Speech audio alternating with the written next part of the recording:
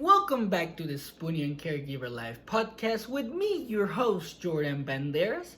And before we get started, don't forget to subscribe so you don't miss any episodes of the podcast. And let's go ahead and get into today's episode. Now, on today's episode, I want to talk about this particular question, which is hard because as a Spoonie or a caregiver, probably at one point you're gonna have to deal with something like this. And that is pretty much, are you ready to have hard conversations?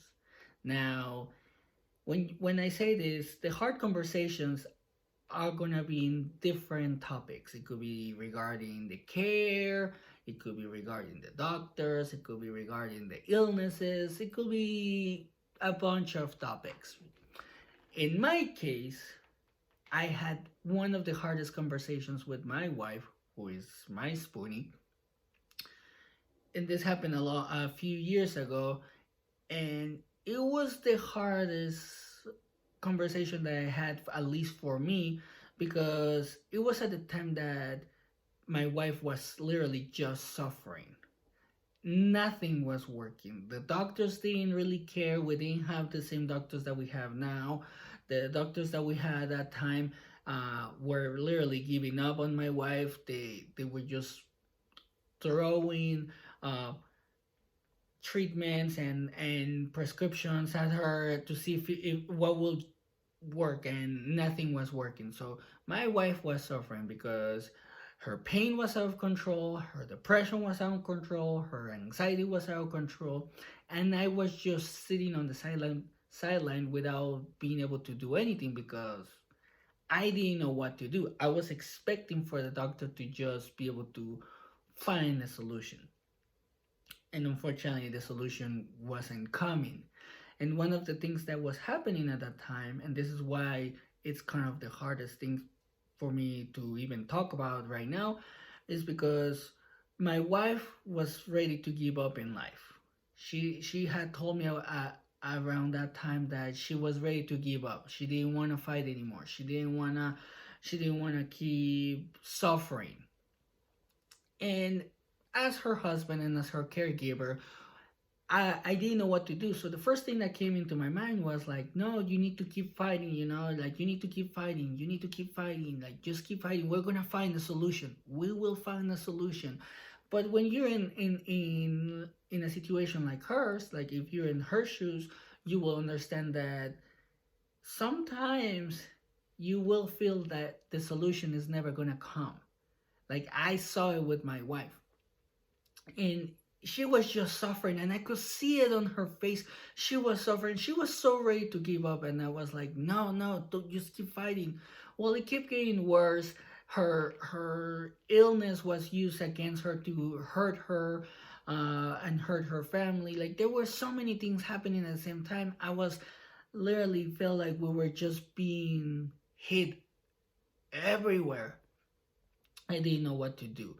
And because she kept suffering and she kept um, literally getting worse and worse and worse, I was lost. I didn't know what to do. And one day I came home, she was crying, she was telling me how she feels, like she was telling me all of these things. And I saw one thing on her eyes. I saw the loss of hope. Like she didn't have any hope. And one of the things that I've been able to read, and I'm very grateful for those stories, is about the concentration camps from the war. There's this there's this story from Viktor Frankl, which I have talked about, where he talks about how in the concentration camps, once he saw somebody that had lost hope, that there was no more loss. I mean, there was no more hope for that person to live. After 3 days, the person literally will die. The body will shut off and die.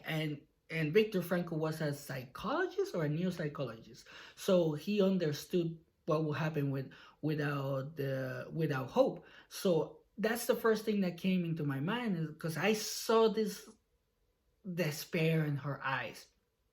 Like there's no other way to describe it. Like I saw the despair, and I had to figure out a way to approach this conversation, which is what I'm going to be talking about, which is my heart conversation. Because when I saw the despair, when I saw the suffering, I was like, oh my gosh, she, I'm going to lose my wife. That's pretty much what I said. Like, oh my gosh, I'm going to lose my wife. There's nothing that I can do. But she said to me, like, I'm holding on to life because of your promise. And that made me feel so selfish because I'm like, I love this woman. I love this person. How can I make her fight to just suffer? Like, that's not love, right? That's not love. I was like, oh my gosh, I'm not doing what I'm supposed to do. I care for her, but there's nothing that I can do right now. So I had to think about how I was going to approach this until until I found a way, and this is the only way that I was able to figure out how to approach this. So I know I'm gonna be judged. People are gonna tell me like I'm a bad husband or whatever. But until you're in my shoes or in a situation like this, you won't understand what it's like to see the person you love suffer to the point where you're like, oh my gosh, this person might die because there's no more hope. And anyway, so I was able to figure out a way to approach this, and I told her like, I know that you have made a promise to me that you will fight, and we will wait until we find a solution. We will try everything, but I can't see you suffer. I can't see you keep suffering. Like, it's not even about me; it's about her not suffering because I just couldn't take it. Like I was literally making her live her own living hell. So I told her like, I don't want you to keep that promise if you actually feel like there's nothing to live for. If you feel like there's no more hope, nothing is working, which I wasn't at that point. Like, if nothing is working, if you feel like you want to let go, it's okay to let go. Sometimes it's okay to let go. And in this situation, because of everything that was happening and how long she was suffering, she had suffered for, like, I would say, like, there was no end in sight, at least for 8 months. So she had been suffering for 8 months. Like, and when I say suffer, I mean like, for what I saw in my own eyes, like it was the worst kind of suffering that I have seen on her. So I told her this, like, you can let go if you want to, but I can't force you to fight when you know that there's no hope. I don't know why I usually have a lot of hope, and in this case, I was even losing my own hope. Like, there's nothing that we can do. There's nothing that the doctors can do. So when we had this conversation, it was like super hard for me because I didn't know what was going to happen. At that point, I was like, I'm going to bury my wife. And it felt it felt so hard because I was like, oh my gosh, one day I'm gonna come home or I'm gonna wake up and she's gonna be gone. Like, she might be gone. So I told her, like, I understand that you love me and you know that I love you, but I can't see you suffer. I just can't. So if you want to let go and and just literally like pass away, I will be okay with it because at that point I know that your suffering will end. And we cried together. She she she cried. She told me how she was feeling, like, like she know that there wasn't hope.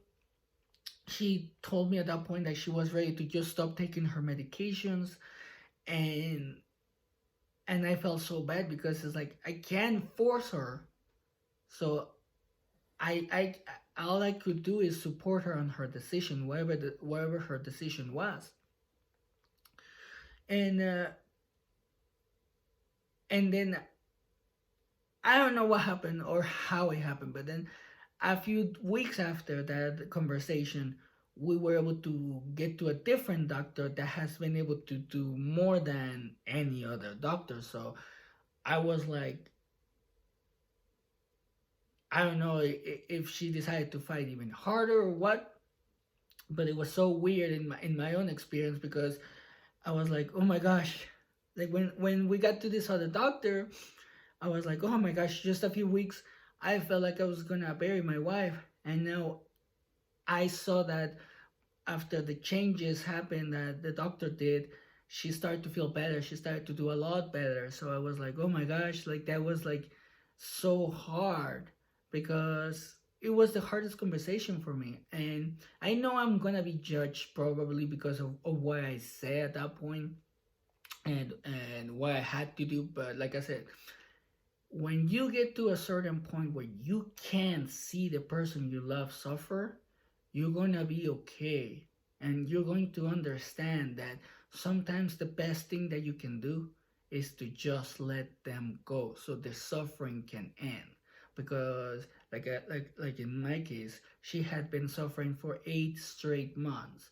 And it wasn't like just one thing. It was anxiety, depression, the chronic pain, the migraines, the hip issue. It was all of this. All of these things were attacking her. And you're gonna have a conversation like that. It might not be just like the one that I just explained. It might be completely different. It might be less hurtful or less stressful. But this matters, because when you have a conversation like that, one of the things that's going to happen is that you're going to be able to open up. And especially, I mean, another thing that you're going to have to do, especially, is that you're going to have to listen to the other person, either your spoonie or your caregiver. You guys are going to have to listen to each other very well, so you guys can understand what the other person is saying. Because like in my case, I had to wait a few weeks to know exactly how I could approach it, because if I had said the wrong words or something incorrectly, she might have been taking it like I had given up on her, which I hadn't. It was just like I started to see no end in sight as well. I didn't know what else to do. The suffering, even for me, just seeing her suffer was unbearable for me, because I couldn't do anything. So that's why it matters, because it, I feel at least, that after that conversation, after we had that conversation, we were able to communicate a lot better, and and the situation brought us together even more. So I think that's why it matters. That's why it matters, and that's how we help us in this situation. Because, like I said, I don't know what happened. It could be life. I'm not religious, so I mean, it could be whatever you think. That's why I say I'm not religious. Some people might say like it's God or whatever, but I'm not religious, so I don't know how to take that particular part where after a few weeks we found a doctor that has been able to help her more than any other doctor. So I'm very grateful for that. But it is one thing that is going to happen. This type of conversations, like I said, they might not be as hard as that one. They might be in regards to your care, or in regards to how you can take care of your spoonie. It can be in regards to the doctors, like, or the medicines you're taking, the side effects. There's gonna be some kind of hard conversation at one point, but don't avoid it. don't avoid it. Don't be scared to have these types of conversations, because it might let you know how your spoonie or your caregiver feels about the whole situation. And then you're gonna be able to understand like what you need to do, how you can take care of your spoonie better, or what how your caregiver feels about the illness or anything, you know. And when you have this type of conversation, just like the one that I had with my wife, you have to be very honest. Don't leave any details out of this conversation, because the more details you give, the better it's gonna be for the other person, because they're gonna be able to understand more. They're gonna be like, "Oh, I don't see it that way," you know. And and if you ever need to have that type of conversation and you don't know how to approach it, the other thing that I can recommend you is like you can go to counseling. You know, it could be marriage counseling. I know that there's grieving counseling, you know, that can help you as well. So there are ways to or there are things, yeah, there are ways that you can find help. And pretty much that's what I wanted to talk about today. If you're having a hard, if you need to have a hard conversation, never hesitate to have it. Like, and one last thing that I want to say before I end the episode, I want to hear from you guys. I want to know, what would you have done in my situation?